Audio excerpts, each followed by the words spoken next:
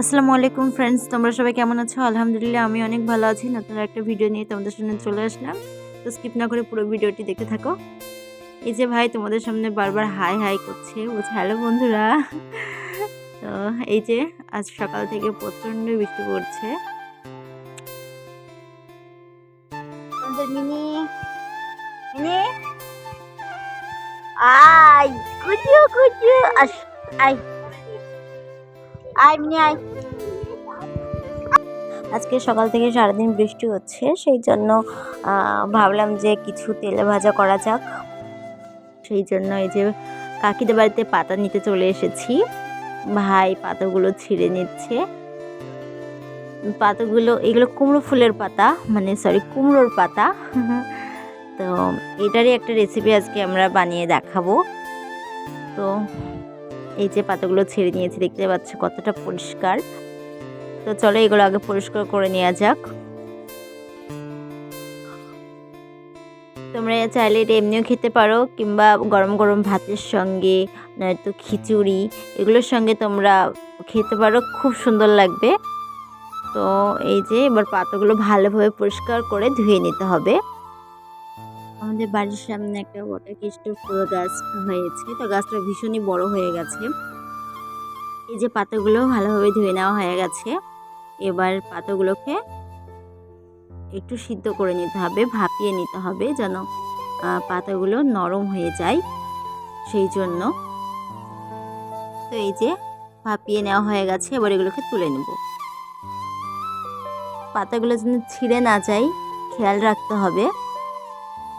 তারপরে এবার আলুগুলো সিদ্ধ করে নিতে হবে। তো এদিকে আলুটা সিদ্ধ হতে হতে এদিকে ব্যাটারটা বানিয়ে নেওয়া যাক। তো সেই জন্য প্রথমে নিয়ে নিয়েছি 1 বাটি মতো বেসন, আর নিয়ে নিতে হবে 1 বাটি মতো চালের গুঁড়ো। তারপরে একসঙ্গে দিয়ে এর মধ্যে দিয়ে দিতে হবে কর্নফ্লাওয়ার, আর দিয়ে দিতে হবে স্বাদ মতো নুন, হলুদের গুঁড়ো, আর দিয়ে দিতে হবে লঙ্কার গুঁড়ো। তো স্বাদ মতো লঙ্কার গুঁড়ো দিয়ে এবার এটাকে ভালোভাবে একটু নেড়ে চেড়ে তারপরে অল্প অল্প করে জল দিতে হবে, আর ব্যাটারটাকে বানিয়ে নিতে হবে। অল্প অল্প জল দিয়ে ব্যাটারটা বানাতে হবে, যেন খুব বেশি পাতলা না হয়ে যায়। তো এই যে দেখতে পাচ্ছ ব্যাটারটা বানানো হয়ে গেছে। এবার 5 মিনিটের জন্য এটাকে ঢাকা রেখে দিতে হবে। তো যে আলুগুলো সিদ্ধ করে রাখা হয়েছিল সেটারই পুর বানিয়ে নিতে হবে। সেই জন্য প্রথমে একটু তেল দিয়ে বাদামগুলো ভালোভাবে ভেজে নিতে হবে। ভেজে নেওয়ার পরও ওই কড়াতে আবার তেল দিয়ে দিয়ে দিতে হবে শুকনো লঙ্কা, 2টো মতো শুকনো লঙ্কা দিয়ে একটু নেড়ে চেড়ে এর মধ্যে দিয়ে দিতে হবে গ্রেট করে রাখা আদা। সেটাকে দিয়ে একটু নেড়ে চেড়ে এর মধ্যে এবার অ্যাড করতে হবে সব মশলাগুলো। দিয়ে দিতে হবে স্বাদ মতো নুন, তারপরে জিরে গুঁড়ো 3 চামচ জিরে গুঁড়ো, হলুদের গুঁড়ো, আর দিতে হবে 1 চামচ মতো লঙ্কার গুঁড়ো। এটাকে দিয়ে ভালোভাবে নেড়ে চেড়ে তার মধ্যে দিয়ে দিতে হবে এগুলোকে আগে একটু ভালোভাবে একটু নেড়ে চেড়ে এর মধ্যে অ্যাড করতে হবে বাদামগুলো। তারপরে এই যে দিয়ে দিতে হবে সিদ্ধ করে রাখা আলুগুলো দিয়ে একটু ভালোভাবে এগুলোকে কষিয়ে নিতে হবে একসঙ্গে। তো এই যে কষানো হয়ে গেছে, এবার এগুলোকে তুলে নিতে হবে। তুলে নিয়ে কিছুক্ষণ ঠান্ডা করতে রেখে দিতে হবে। তারপরে যেই ব্যাটারটা ভিজিয়ে রাখা হয়েছিল সেটাই এবার ঢাকনাটা তুলে আবার একটু ভালোভাবে নেড়েচেড়ে নিতে হবে।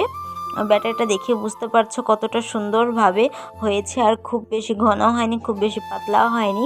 তো এই যে কিছুটা ব্যাটার আবার বাটিতে তুলে নিয়েছে। এবার এই যে মেন কাজটা শুরু হয়ে গেছে।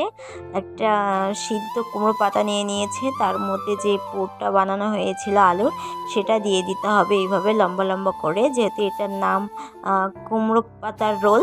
তো সেইভাবে রোলের মতো যেন দেখতে লাগে সেইভাবে এটাকে বানিয়ে নিতে হবে। এই যে এটা দুপাশ থেকে মোড়ে নিয়ে সামনের দিক থেকে রোল করে নিতে হবে। তারপরে লাস্টে এই যে ব্যাটারটা তুলে রাখলাম সেই ব্যাটারটা দিয়ে ভালোভাবে মুখটা লাগিয়ে নিতে হবে যেন খুলে না যায়। তো আরেকটাও সেমভাবে তৈরি করে তোমাদেরকে দেখিয়ে দিচ্ছি, তোমরা ভালোভাবে দেখে নাও। শেপটা যেন রোলের মতো হয় সেইভাবে তোমরা করবে। তো এই যে এভাবে সবগুলো বানিয়ে নেওয়া হয়ে গেছে, দেখতেই পাচ্ছ। এবার এগুলোকে ভেজে নিতে হবে। তো সেই জন্য কড়াতে তেল দিয়ে তেলটাকে গরম হতে দিতে হবে। এই যে এবার একটা একটা করে ব্যাটারে ভিজিয়ে এগুলোকে ভেজে নিতে হবে।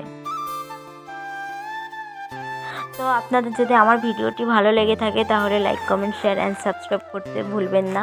আর যারা আমার চ্যানেলে নতুন আছেন তারা প্লিজ আমার চ্যানেলটিকে সাবস্ক্রাইব করে দিবেন আর আমার পাশে থাকবেন। তো এই যে সবগুলো ভেজে নিতে হবে এভাবে। আর ভাজার সময় ফ্লেমটা লো ফ্লেমে রাখতে হবে, হাই ফ্লেমে ভাজলে পুড়ে যাবে। লো ফ্লেমে ভাজতে হবে এটাকে। তো এগুলো লো ফ্লেমে এগুলো ভেজে নিতে হবে। তো এই যে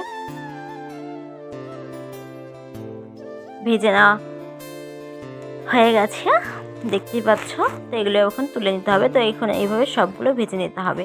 তো এগুলো তোমরা খিচুড়ির সঙ্গেও সার্ভ করতে পারো, গরম গরম ভাতের সঙ্গেও সার্ভ করতে পারো, সব কিছুর সঙ্গে এগুলো যাবে।